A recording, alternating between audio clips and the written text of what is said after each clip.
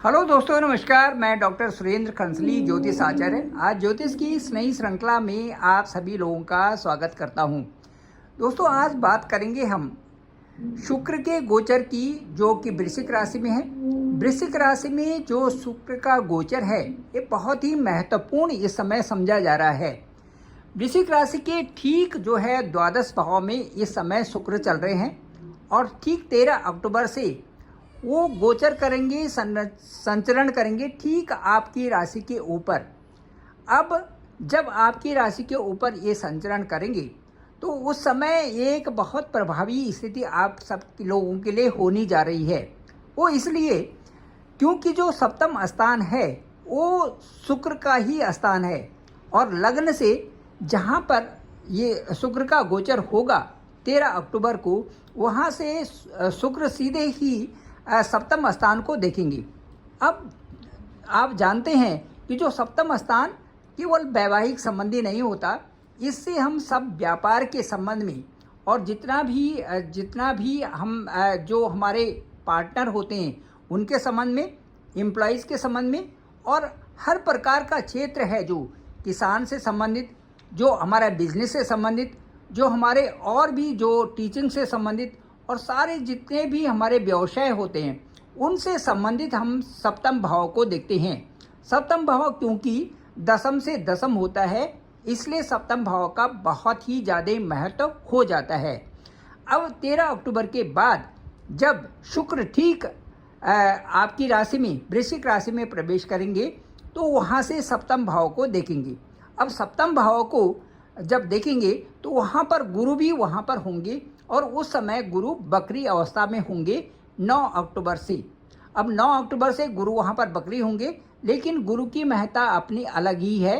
तो शुक्र जब वहाँ पर देखेंगे तो उस समय कारोबार के क्षेत्र में आपके साथ में कई तरह की सोर्सेज, कई प्रकार के जो आपके दिमाग में आएंगे कि कारोबार को किन अच्छी चीज़ों की तरफ उसको मोड़ दिया जाए और कैसे कारोबार आपका बढ़े। मुख्यतः आपका जो फोकस होगा वो केवल जो पैसा कमाने के लिए होगा, और शुक्र की जो स्थिति से प्रभावी ये होगा कि आपके सोर्सेज उस समय बढ़ने शुरू हो जाएंगे 13 अक्टूबर के बाद। अब मैं ये कहूँगा कि जो गुरु की बकरी वाली स्थिति है वो उस समय 9 अक्टूबर से गुरु भी बकरी हो जाएंगे। रेट्रोग्रेड डायरेक्शन में जो सप्तम से जो छठा स्थान है वो एक्टिवेट हो जाएगा गुरु के बकरी होने से, क्योंकि गुरु की पावर बढ़ जाएगी उस समय जब गुरु बकरी होंगे। तो उससे छठे भाव में जो ऋण, रोग और शत्रु है उनसे संबंधित मैं आपसे कहना चाहूँगा कि आप उस अवधि में जो 9 अक्टूबर से जो गुरु की बकरी का पीरियड है और उसके बाद 3 महीने तक अप्रॉक्स गुरु बकरी रहेंगे, तो उस दशा में आप न तो किसी से लोन लें और न ज़्यादा इन्वेस्टमेंट करें, और साथ साथ में अपने स्वास्थ्य का भी ध्यान रखें।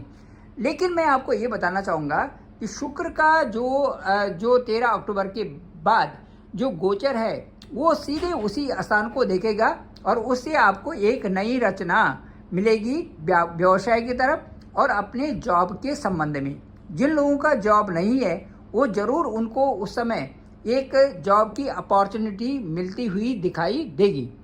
चलिए, अब मैं आपको ये बताता हूँ कि वृश्चिक राशि एक जल तत्व राशि है, तो इसलिए शुक्र के आने से जो सीधे सामने से शुक्र देखेंगे उस पर जो वास्तव में तो बहुत अच्छा प्रभाव दिखाई देगा, क्योंकि कहीं ना कहीं यदि आप बात करते हैं और उन बातों को स्पष्ट रूप से रखते हैं तो उसका जो प्रस्तुतिकरण होगा उसका आप पर अच्छा ही प्रभाव पड़ेगा। इसके साथ साथ में मैं ये कहूँगा कि शुक्र क्योंकि सप्तम स्थान को देखेंगे, इसलिए पर्सनल जो रिलेशंस हैं आपके अच्छे होंगे। और शुक्र और बृहस्पति क्योंकि दोनों की दोनों जो एक मैरिज के लिए भी देखे जाते हैं, जो बृहस्पति देखा जाता है लड़की की कुंडली में विवाह के लिए और लड़के की कुंडली में शुक्र को देखा जाता है, इसलिए ये दोनों की स्थिति जो सप्तम भाव पे रहेगी, ये कई लोगों के लिए शादी के लिए बहुत, अपनी स्वयं की शादी के लिए भी ठीक होगा, और जिन लोगों की बच्चों की शादी होनी है उनके लिए भी ये समय बहुत अच्छा रहेगा।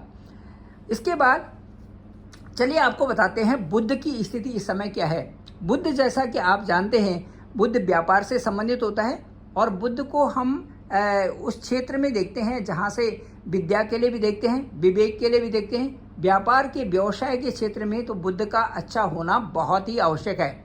साथ साथ में जो पॉलिटिक्स वाले हैं उनका भी बुध अच्छे होने से कई प्रकार से वो अच्छी रणनीति से एक बहुत अच्छा मुकाबला वहाँ पर बना लेते हैं। अब जो बुध हैं वो इस समय आपकी कुंडली में बुध अपनी ही राशि में है और वो है इस समय ठीक एकादश भाव में बुध की स्थिति बनी हुई है। अब बुध द्वादश भाव में जब जाएंगे, बुध का द्वादश भाव में 10 अक्टूबर को प्रवेश होगा।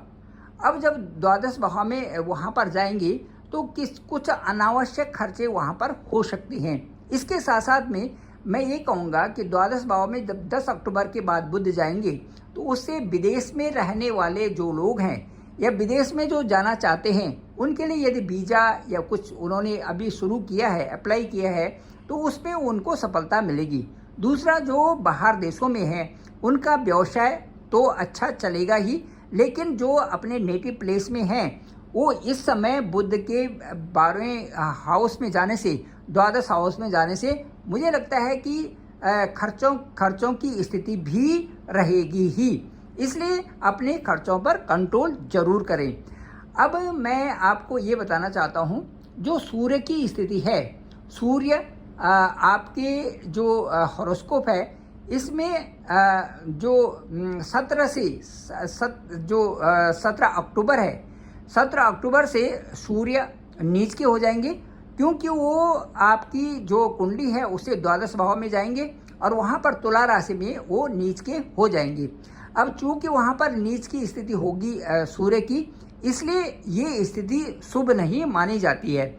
और ये भी इसलिए शुभ नहीं है क्योंकि वहाँ पर जाने से जो हॉस्पिटल्स हैं या जो खर्चे हैं या धार्मिक क्षेत्रों में जो खर्चे होंगे ये सारे वहाँ पर दिखाई देते हैं द्वादश भाव में।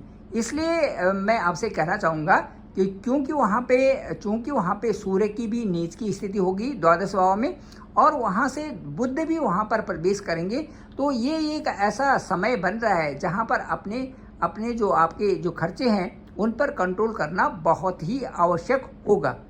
इसके साथ साथ में मैं आपको ये बताना चाहता हूँ कि चूँकि शनि भी बकरी अवस्था में है और बकरी अवस्था से ये बाहर आएंगे ठीक 15 नवंबर 2024 को। उसके बाद शनि आपकी जो वृश्चिक राशि है उससे ठीक चतुर्थ भाव में 15 नवंबर से और 4 फरवरी तक मार्गी रहेंगी। यह स्थिति बहुत ही अच्छी मानी जा रही है कि जो मार्गी अवस्था में जब शनि होंगे तो आपके जो रुके हुए कार्य होंगे वो सारे कार्य आपके होने शुरू हो जाएंगे ठीक 15 नवंबर से और 4 फरवरी तक वृश्चिक राशि वालों के लिए। इसके साथ साथ में मैं ये कहना चाहूँगा कि जो गुरु हैं वो वृश्चिक राशि से ठीक सप्तम भाव में गोचर कर रहे हैं और ये भी 9 अक्टूबर से बकरी हो जाएंगे। अब देखिए 15 नवंबर से और 4 फरवरी का जो पीरियड है ये शनि मार्गी अवस्था में चलेंगे, लेकिन उसी समय जो है ये अक्टूबर में 9 अक्टूबर से गुरु बकरी हो जाएंगे। तो ये स्थिति जब गुरु बकरी होंगे 9 अक्टूबर से और 9 अक्टूबर से बकरी होंगे और अप्रॉक्स 3 महीने के लिए, तो इसमें क्या होगा कि जो छठा भाव है उसको भी देखना बहुत आवश्यक होगा और उस समय उसके भी रिजल्ट आने शुरू हो जाएंगे। तो ये इस हाउस से संबंधित आपको सतर्क रहना चाहिए।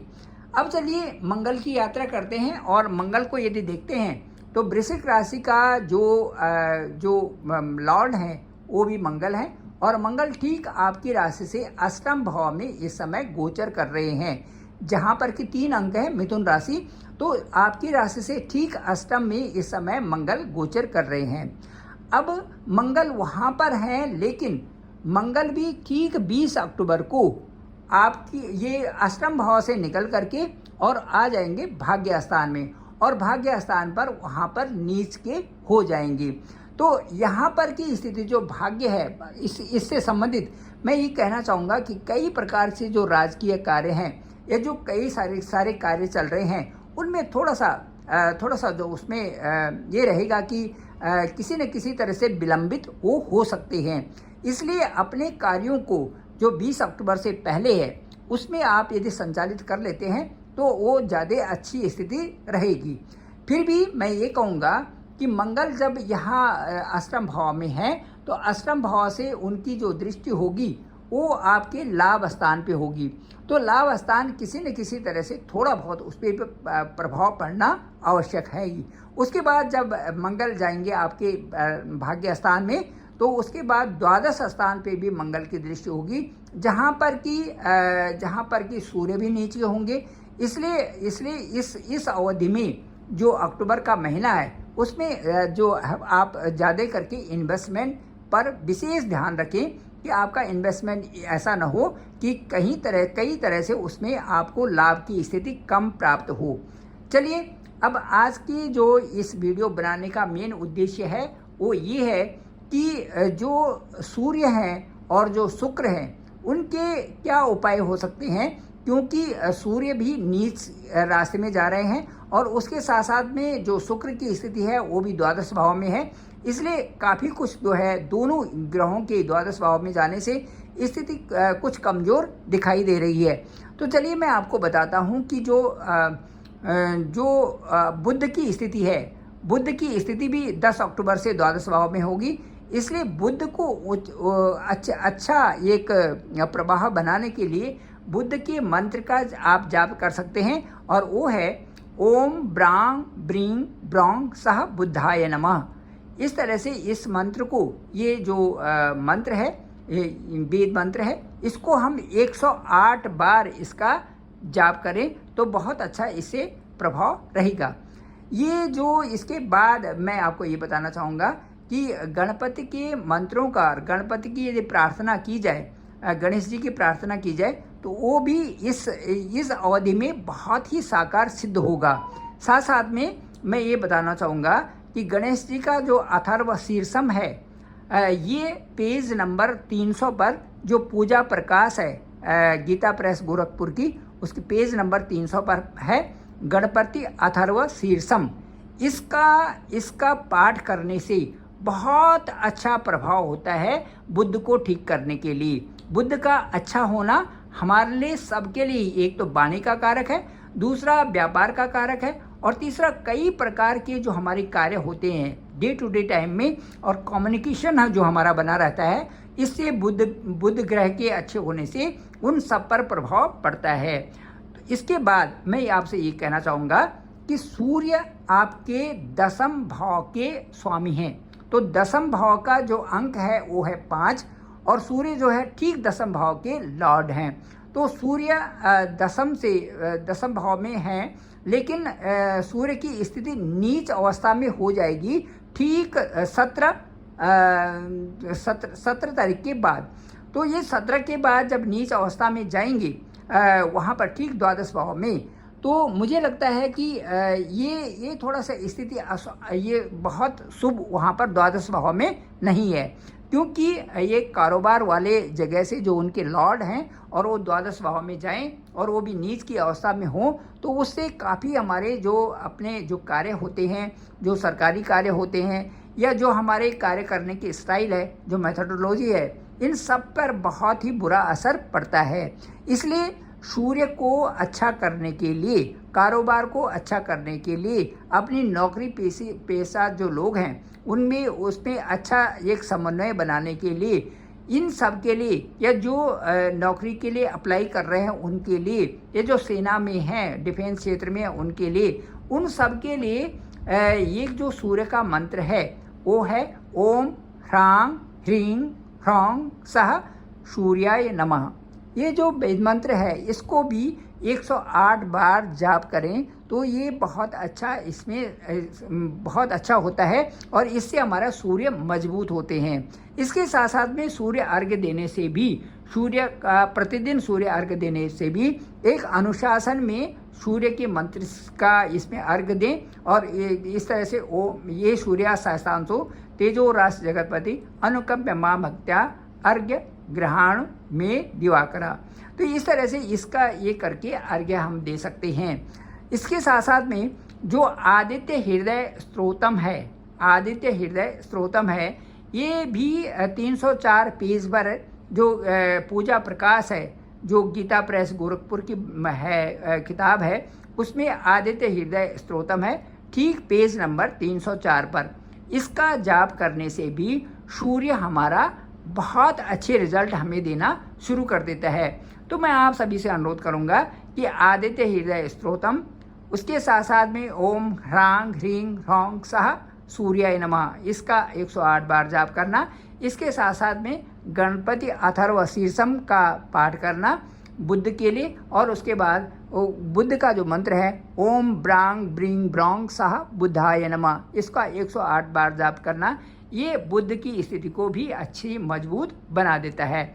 Thank you very much. मुझे लगता है कि आज का ये जो वीडियो है ये आपको पसंद आया होगा। आप ज़रूर इसे लाइक करें, शेयर करें, सब्सक्राइब करें और सभी लोगों को भेजें ताकि सभी लोगों को इसकी जानकारी मिल सके। और मैं आपसे ये कहना चाहता हूँ कि डिस्क्रिप्शन पे मेरा नंबर है 9868280191। आप ज़रूर मुझे डायरेक्ट कॉल भी कर सकते हैं और मैं आपका कॉल ज़रूर पिक करूँगा। केवल वही व्यक्ति, केवल वही मुझे कॉल करें जो कि बहुत नीडी हों। और आपके हॉरोस्कोप को चेक करके हम देखते हैं कि जन्म के समय में आपके कितने ग्रह बकरी थी, बकरी अवस्था में उनका रिजल्ट किस तरह से था। तो वो आज भी यदि इस समय भी बकरी होंगी, यदि बृहस्पति आपकी बकरी होंगी इस समय 9 अक्टूबर के समय में, तो मुझे लगता है कि बहुत बेहतर परिणाम आपको मिलने वाले हैं। और इसके साथ साथ हम देखेंगे कि और ग्रह किस तरह से और उनकी स्थिति क्या है, और उसके साथ साथ में सभी 12 भावों का विश्लेषण करने के बाद आपके दशा और अंतर्दशा को निकालेंगे। साथ साथ में आपको बताएंगे, एक संक्षिप्त आपके साथ वार्ता करेंगे कि ये आपके लिए बहुत अच्छा है और ये समय आपके लिए बहुत अच्छा रहेगा और इस समय आपको सावधान रहना है। Thank you very much. मैं डॉक्टर सुरेंद्र प्रसाद खंसली, ज्योतिष आचार्य। आप सभी लोगों का धन्यवाद, आप सभी लोगों का आभार।